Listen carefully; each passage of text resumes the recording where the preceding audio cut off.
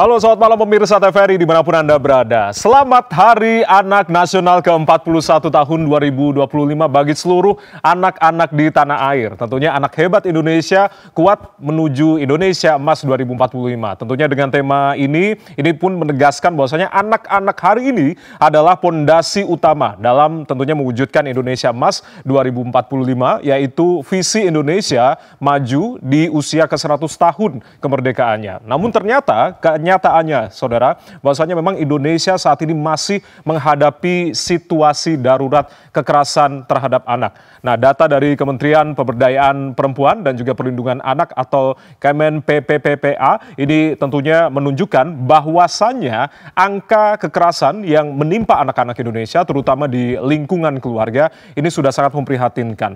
Dalam 6 bulan saja ini tentunya lebih dari 10.000 anak menjadi korban kekerasan. Tentunya angka ini memprihatinkan kita semua. Apa yang tentunya salah dalam hal ini? Padahal Undang-Undang Perlindungan Anak ini sudah ada, lalu kementerian terkait yang fokus terhadap atau mengurusi perlindungan anak ini juga sudah ada. Dan bahkan sudah ada juga Komisi Perlindungan Anak Indonesia. Nah, tapi mengapa kemudian anak dengan kekerasan atau angka kekerasan pada anak ini tidak juga turun? Malam hari ini kita akan tentunya dapatkan jawabannya di Arah Angin TVRI bersama saya Ardianto Wijaya. Kita ambil judul Hari Anak Nasional 2025 Tumbuh Tanpa Luka. Sudah bergabung bersama kami di studio. Kita akan sapa satu persatu. Di sebelah kanan saya ini tentunya yang awet muda karena setiap kali bertemu dengan beliau selalu panggilannya ada Kak Seto Mulyadi, ketua dari Lembaga Perlindungan Anak Indonesia, bersama dengan si Komo. Kak Seto, selamat malam. Selamat malam. Selamat Hari Anak, Kak Seto. Iya, terima kasih. Terima kasih sudah hadir di sini. Ada si Komo juga sepertinya ya, yang selalu hadir tentunya setia bersama dengan Kak Seto. Oke. Dan juga di sebelah kiri saya ada Ibu Atalia Praratya dari Komisi 8 DPR RI, Bu Cinta. Selamat malam. Selamat malam. Assalamualaikum Bu Cinta. Waalaikumsalam. Terima kasih sudah hadir di sini. Terima kasih. Selamat Hari Anak sekali lagi. Terima kasih untuk seluruh anak Indonesia. Selamat Hari Anak. Selamat Hari Anak. Yang punya gawe di hari ini tanggal 25 Juli 2025. Ini yang tentunya sudah berlangsung di seluruh tanah air, Hari Anak Nasional yang berlangsung hari ini. Saya akan sapa juga Ibu Titi Eko Rahayu. Bunda Titi, selamat malam. Assalamualaikum. Selamat malam. Assalamualaikum. Selamat Hari Anak Nasional untuk anak-anak di seluruh Indonesia. Baik, ucapan langsung dari Sekretaris Menteri Pemberdayaan Perempuan dan juga Perlindungan Anak. Langsung ya Bu Titi ya. Tidak hanya berlangsung di Riau saja dipusatkan, tapi ternyata ini tersebar di seluruh Indonesia. Biasanya kan hanya sentralistik saja, satu titik saja. Langsung saja saya ke Bunda. Bunda, apa kemudian yang menjadi makna dari tema kita di Hari Anak Nasional 2025 ini? Anak hebat Indonesia kuat dengan tagline Anak Indonesia bersaudara. Nah, ini bagaimana kemudian diterjemahkan? Iya. Tadi sebenarnya Mas Jaja ya, Mas Jaya, maaf, ya. Mas Jaya sudah menyampaikan bahwa ini bukan sekedar slogan ya, tapi ini menegaskan bahwa anak-anak ini memiliki peran yang sangat besar untuk mewujudkan Indonesia Emas 2045. Nah, tema ini diambil karena ya sebenarnya ini mengacu pada konsep hebat dan kuat anak itu adalah mencakup seluruh dimensi atau aspek dari kesejahteraan sosial, kesejahteraan anak ya, dari mulai dari kesehatannya, kemudian dari sisi perlindungan dan juga kesetaraan untuk menyampaikan pendapat atau berperan secara setara dan juga mendapatkan akses seluruh layanan yang diberikan oleh negara. Dan itu tertuang dalam 5 subtema itu tadi ya? Iya. Kemudian untuk memudahkan menerjemahkan tema ini ada 5 subtema dan 5 subtema ini sebenarnya dalam rangka juga untuk sebagai salah satu cara untuk mengimplementasikan Astacita, khususnya Astacita yang pertama, keempat dan ke-8 dan juga program hasil terbaik cepat Pak Presiden. Oke, bisa disebutkan Bu secara singkat? Subtemanya ya, subtemanya anak cerdas digital, kemudian anak bebas stunting, yang ketiga itu stop perkawinan anak, Yang keempat ini terkait dengan pendidikan yang inklusif. Dan kemudian yang terakhir adalah stop kekerasan terhadap anak. Ini yang kemudian menjadi concern karena Indonesia darurat kekerasan anak. Itu yang sungguh memprihatinkan, Bunda, begitu. Tapi kalau berbicara terkait dengan angka kekerasan pada anak yang kemudian terus menjadi concern kita semua, tidak hanya dari Komisi 8 DPR RI, Kak Seto dan juga rekan-rekan semua di sini begitu. Tapi apa, Bu, yang kemudian kenapa angkanya tidak turun dari setahun ke tahun, tapi malah meningkat ini? Iya, kalau boleh saya ceritakan terkait dengan survei khusus untuk mengukur prevalensi kekerasan terhadap anak melalui survei pengalaman hidup anak dan remaja nasional, angkanya menunjukkan bahwa 1 dari 2 anak Indonesia pernah mengalami kekerasan. Ini kan luar biasa ya. Artinya 50% dari anak yang jumlahnya sekarang hampir 80 juta itu pernah mengalami kekerasan. Namun catatannya masih hanya sekitar sampai hari ini ya, saya cek itu di web kami, di aplikasi Sistem Perlindungan Perempuan dan Anak, Simponi PPA itu, ada sekitar 9.900 kasus anak. Kasus kekerasan terhadap anak yang korbannya itu hampir 10.200. Artinya ini sebenarnya masih 0,01% anak yang mengalami kekerasan yang sudah ditemukan oleh negara. Ditemukan dan kemudian dilayani. Artinya masih sekitar 99% lebih anak yang menjadi korban kekerasan ini belum ditemukan. Fenomena gunung es artinya? Iya, betul. Gitu. Memang catatan kasusnya tiap tahun meningkat. Dan ini ya lebih yang tadi saya sampaikan, sampai hari ini pas Hari Anak Nasional, puncak Hari Anak Nasional 23 Juli ini kasusnya sekitar 9.900 lebih. Gitu. Jadi dari 16 ribuan kasus kekerasan, 62% itu adalah kasus kekerasan terhadap anak. Dan terbanyak kasusnya itu adalah kasus kekerasan seksual. Kejadiannya paling banyak juga di rumah tangga dan sekolah. Jadi akar masalahnya di mana, Bu? Akar masalahnya ya dari keluarga, kemudian juga lingkungan ya, lingkungan dan termasuk ya ancaman digital, ya kan, media gitu. Ini juga yang saat ini menjadi concern ya dari pemerintah, bagaimana memberikan perlindungan kepada anak di ranah daring. Karena ternyata kasus kekerasan atau kasus-kasus yang membahayakan anak di ranah digital itu kan juga sangat tinggi ya. Oleh karena itu kementerian juga salah satunya concern terhadap anak cerdas digital, itu yang kemudian saling berkoordinasi dengan kementerian-kementerian lain terkait dengan Komdigi juga ya, berarti ya, Bu ya? Baik. Padahal minimal 6 kementerian yang terkait. 6 kementerian terkait ya? Iya. Kementerian Dikdasmen, Kementerian Agama, dan beberapa kementerian. Oke, saya langsung ke Bu Cinta. Bu Cinta, kalau berbicara, ini sungguh mengkhawatirkan ya, angka 50% ini tadi, 1 dari 2 anak ini. Yang kemudian menjadi concern kita semua, tidak hanya dari kementerian terkait dan juga mungkin Bu Cinta dan rekan-rekan dari Komisi 8 DPR RI. Jika mengurai, tadi sempat dijelaskan secara singkat, tapi apa yang kemudian DPR melihat dari angka kekerasan terhadap anak yang selalu menjadi darurat ini? Yang saya lihat adalah sesungguhnya pertama keseriusan ya. Keseriusan dari semua pihak, karena kita melihat selama ini, nah sebelum ini ini sepertinya Kemen PPA itu bergeraknya sendiri gitu. Karena masing-masing mungkin punya program masing-masing, tetapi mereka juga sendirian.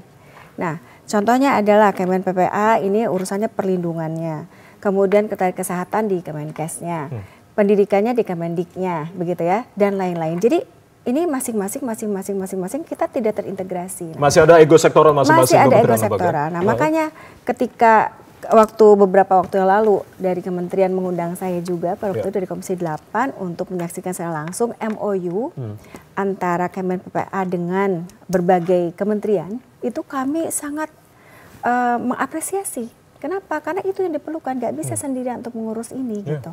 Nah, sehingga kita perlu banyak sekali yang kita lakukan ya, tapi pada intinya bahwa kekerasan ini pertama tadi adalah terkait dengan keseriusan semua pihak. Yang kedua tentu regulasi terkait dengan Undang-Undang Nomor 35 tahun 2014 ini kan sudah banyak sekali mendapat masukan ya dari berbagai pihak, dari masyarakat, dari penggiat dan lain sebagainya terkait dengan ke saya pun secara langsung banyak gitu menyampaikan ini nampaknya perlu ada penguatan gitu, harus dipertajam dan lain sebagainya. Penguatan pertajaman yang sisi apa nih Bu? Salah banyak satunya, sekali. Contohnya adalah terkait dengan yang dinamakan anak itu usia 18 atau belum menikah. Jadi ada harapan itu apakah dia sudah menikah atau belum menikah, 18 tahun itu tetap harus dilindungi begitu. Di antaranya juga terkait dengan narkoba misalkan. Anak-anak yang terkena dampak narkoba harusnya direhabilitasi penuh oleh pemerintah begitu agar mereka bisa keluar dari situasi itu. Belum lagi terkait dengan digitalisasi yang belum ada, ya. Digitalisasi belum ada? ada? Belum ada di undang-undang itu. Maka kita perlu ada penguatan, lebih fokus begitu ya terkait dengan bagaimana agar supaya kaitannya dengan tadi ini penting, makanya cerdas digital itu penting sekali agar supaya apa? Kita fokus karena ternyata luar biasa kasus bullying yang terjadi, cyberbullying itu dari Kominfo itu ternyata 48% dari mereka-mereka yang mengakses internet kan gitu. Artinya sebegitu banyaknya. Sementara anak-anak ini ketika mereka mendapatkan misalkan bulian begitu ya, terjadi di dunia maya tapi itu terbawa menjadi ke dunia nyata. Kalau terbawa ke dunia nyata maka itu akan efeknya luar biasa. Dari mulai sosialisasinya, mereka bagaimana secara pembelajarannya di sekolah dan lain sebagainya itu akan efeknya kemana-mana. Nah, sehingga pendampingan itu menjadi sangat penting. Nah tadi ya 2. Yang selanjutnya adalah tentu kerjasama semua pihak, ya terutama keluarga. Karena benteng utama kita bagaimanapun juga adalah keluarga, ya. Kita tidak bisa menghindarkan hal-hal seperti itu ya. Dalam arti bahwa wah sekarang lingkungan yang lebih utama. Tidak, saya kira tetap di keluarga. Bagaimanapun ini masih kondisi anak-anak ya. Keluarga masih punya peran yang sangat penting. Mereka bisa memberikan batasan-batasan. Nah, sehingga saya kira itu penting sekali, termasuk kaitannya dengan edukasi, sosialisasi di mana? Di rumah tangga, di sekolah, dan juga di lingkungan. Gitu. Peran keluarga menjadi sangat penting begitu. Betul. Untuk kemudian menjadi kunci. Tapi Bu Cinta berbicara terkait dengan aturan untuk anak cerdas digital ini tadi, apakah kemudian sudah didorong oleh Komisi 8 DPR RI?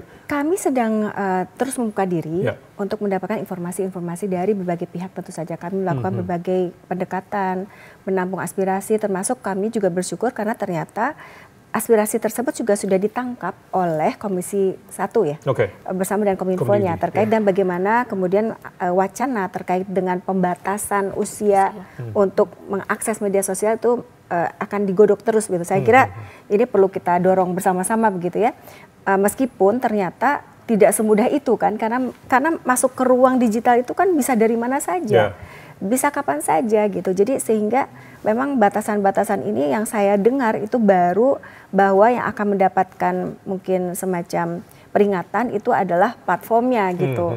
Sementara kita berharap justru kita semua pihak ini yang harus bekerja sama sehingga semuanya bisa membatasi anak-anak ini gitu. Karena bisa saja mereka menggunakan wajah orang lain ataukah menggunakan umur orang lain begitu sehingga mereka bisa serta-merta ikut serta dalam kegiatan di jaringan sosial seperti itu. Nah, jadi saya kira ini perlu kerjasama semua pihak. Perlu kerjasama semua pihak, termasuk salah satunya dari LPAI, Kak Seto. Ini rasa-rasanya kompleks begitu. Memperingati Hari Anak, kita berbicara juga kemudian bagaimana perlindungan terhadap anak ke depan.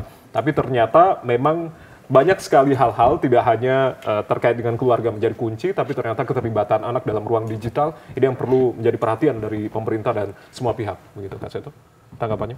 Ya, saya kira betul sekali. Artinya zaman now kan sudah berubah ya. Jadi kalau para orang tua hanya mengandalkan zaman dulu terus, ketinggalan zaman juga ya. Sekarang dunia digital dan banyak yang membuat sekedar hitam putih saja. Wah, sudah tinggalkan digital, wah itu sekedar racun dan sebagainya. Padahal ini kan semacam sebilah pisau bermata dua kan. Jadi dalam arti ada positifnya, ada negatifnya. Sama seperti gunting sama dengan pisau.